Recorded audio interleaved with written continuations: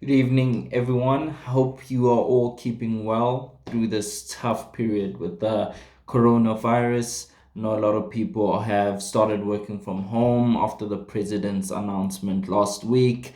But I've been reading a lot about people, not knowing how to kind of isolate and spend their time at home. So from my point of view, I'm trying to read as much as possible. Really, just trying to keep busy, keep an active mind. I think that's definitely a good idea, especially because even gyms have not become safe anymore. So at least keep an active mind if you cannot keep a physical one. So I've just wrapped up the Book of Joy, which I bought last year. Took me quite a while to get around to reading this book, simply because with a book like this, like these spiritual type of books, you really want to first of all read them when you're in the right state of mind, right, for yourself. It's not something you want to rush or something you just want to tick a box on. You really want to sit on it, absorb as much as you can, because these are books that are meant to make you better almost instantaneously. And I think I really enjoyed this book. It For those of you who don't know, this is a compilation of conversations that happened through a five day period where Archbishop Desmond Tutu visited the Dalai Lama the 5 days before his birthday, 80th birthday. Can't remember which year that was on.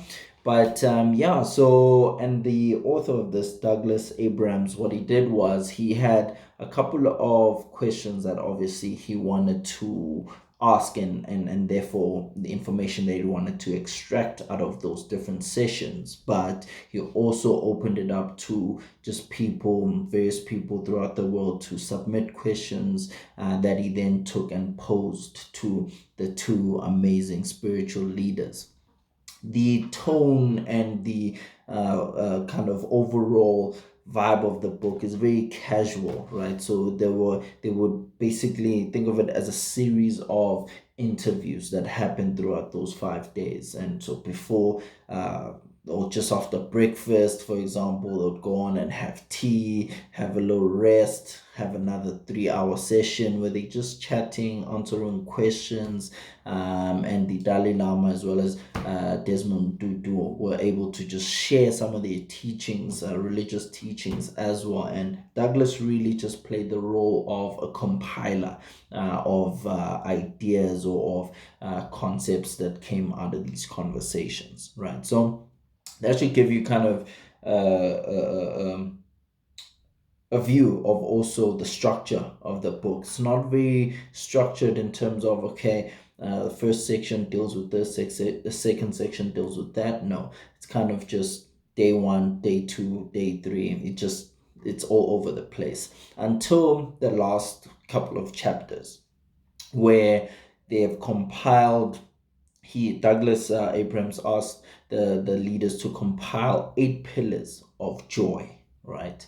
That kind of can be presented to people and that people can look to live by, right? Before I get into what the pillars are according to the book, I tried to find a very good definition of joy throughout the book, but they didn't really dwell on the definitions and scientific explanations of things. They really just went on and just spoke their minds. But I've managed to get something here. So Archbishop Desmond Tutu was talking about how the difference between joy and happiness, as he describes it, can be said to say happiness is more fleeting, right? And it's more temporary than joy, right? So happiness, as he describes it, is almost achieved through the senses, right?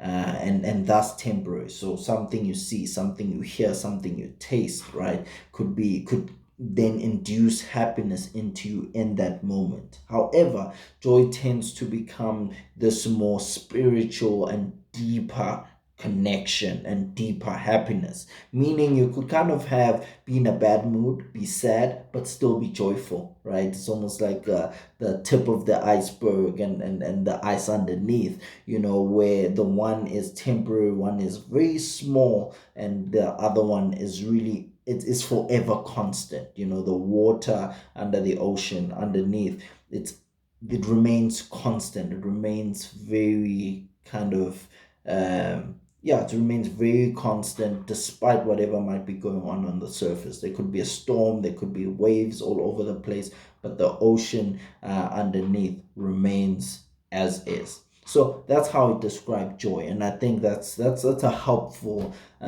description of this concept. And then they compiled the following 8 pillars. The first is perspective.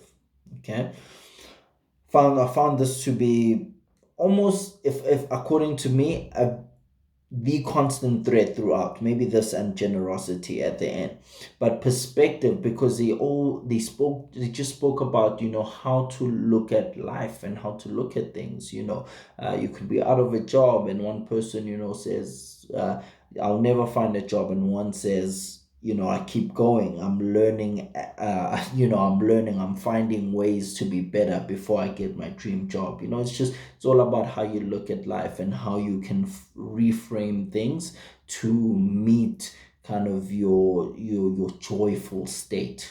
Reframe things to find the joy in everything. That's basically what the book tried to tell us. So perspective is number one. Number two is humility. Thinking of yourself less, not thinking less of yourself, just thinking about other people, being able to not always want to be heightened from whether it's status or just whatever people, or however people deal with you, always just wanting to be one with everyone, be one of the 7 billion people in the world. 3 is humor. The greatest thing about this book is the humor in it. Every single page, there's so much banter between the Archbishop and the Dalai Lama, and I think anyone who reads this book will really enjoy that, if not anything else.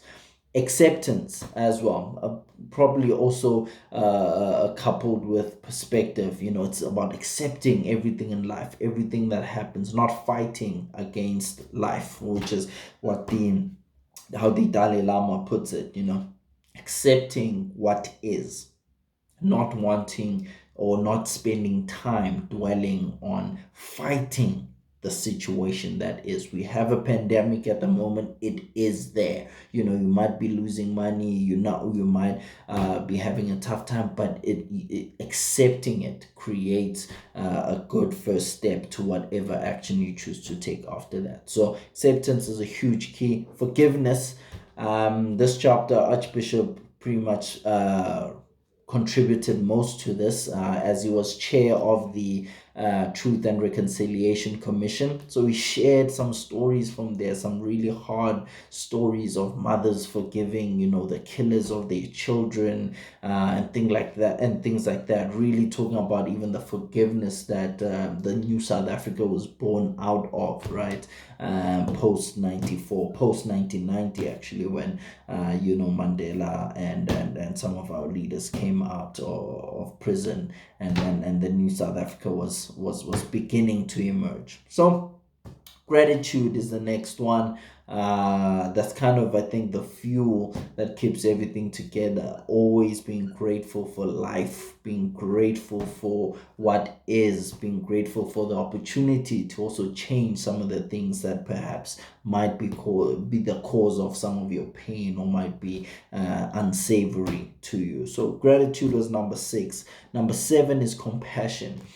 Compassion for people, compassion for humanity as a whole. The last two are quite linked. So it's compassion, and number 8 is generosity. Generosity is really obviously the act of giving of yourself, while compassion is more of at times suffering with. Apparently that's the derivative of the word suffering with the world, having a deep compassion for what everyone else is going through and not just being self-centered on what we might be going through. So yeah, those are the 8 pillars of joy: perspective, humility, humor, acceptance, forgiveness, gratitude, compassion, and generosity. So I really enjoyed this book. Light read in a sense that, as I said, it's not scientific, it's pretty unstructured, but I would recommend that, you read it. I would say I did a lot of reading on this in the mornings or at night after work, simply because I don't want to be disturbed by anything while reading a book about spirituality, and that's what I guess tend to do when I'm reading books like this. So that's what I'd recommend you to do. Don't read it in a rush. Relax and just really try to soak everything in. So yeah, another book I'd recommend maybe as a supplement to this is a book that I read last year. Well, I read about 2 times. The last time I read it was last year. It's called The Power of Now. Much tougher in the sense that it really covers a lot of the scientific. It's very esoteric, this book actually. Eckhart Tolle here, although he did his best to explain all the concepts, but at times it seems very strange in the wording that he uses and how he presents things. This is also a collection of conversations, by the way, so very similar to this in that aspect. So I think it would be complementary, and I really would be interested to hear, what you guys think of both these books. Let me know if you've read The Power of Joy. Let me know if you are interested in reading it. I'm very much interested in reading different spiritual interpretations, right, of the world. So Archbishop is obviously coming from a Christian perspective, and the Dalai Lama comes from a Buddhist perspective. So it's always very interesting for me to study the